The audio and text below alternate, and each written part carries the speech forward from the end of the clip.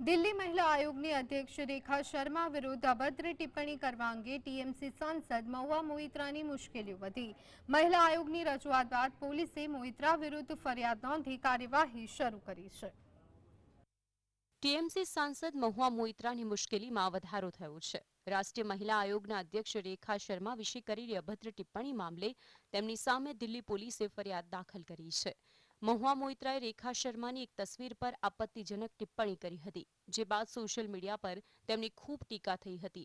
જે બાદ મહિલા આયોગ તરફથી દિલ્હી પોલીસમાં તેમની સામે કેસ દાખલ કરવામાં આવ્યો હતો। બીજી તરફ આ સમગ્ર મામલે ભાજપે મહુવા મોઇત્રાને ઘેરતા પોલીસની કાર્યવાહીને યોગ્ય ઠેરવી છે। दिल्ली पुलिस ने जो एफआईआर दर्ज की है रेखा शर्मा एनसीडब्ल्यू की अध्यक्षा के शिकायत पर महुआ मोइत्रा के खिलाफ, ये स्वागत योग्य है।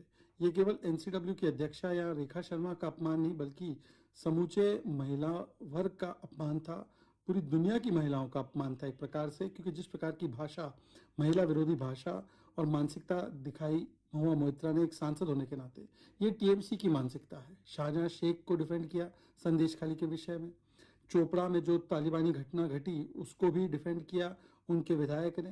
जिस प्रकार से पोस्ट पोल वायलेंस और रेप्स होते रहे उसमें भी उन्होंने अपराधियों का साथ दिया, और ये लगातार इस प्रकार से महिला विरोधी टिप्पणी इनके नेता करते हैं। पर जो आश्चर्यजनक था वो ये था कि प्रियंका वाड्रा, प्रियंका चतुर्वेदी, आम आदमी पार्टी, राहुल गांधी, खड़गे जी, सोनिया जी, ये सारे लोग इस पर चुप रहे।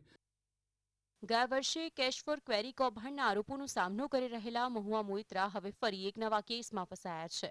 દિલ્હી પોલીસે સ્પેશિયલ સેલના સાયબર યુનિટે તેમના વિરુદ્ધ ફરિયાદ નોંધી છે।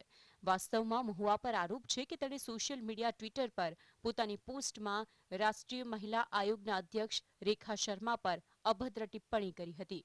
મોઇત્રાએ રેખા શર્માના હાથરસ નાસભાગના સ્થળે પહોંચવાના વિડીયો પર ટિપ્પણી કરી હતી। મહુવાએ રેખા શર્માના સંદર્ભમાં લખ્યું હતું કે તેઓ બોસના પાયજામાને સંભાળવામાં ખૂબ વ્યસ્ત છે। આ વિવાદિત ટિપ્પણી બાદ મહિલાઓ આયોગ તરફથી મહુવા મોઇત્રા વિરુદ્ધ પોલીસ ફરિયાદ દાખલ કરવામાં આવી હતી। Bureau report, GSTV.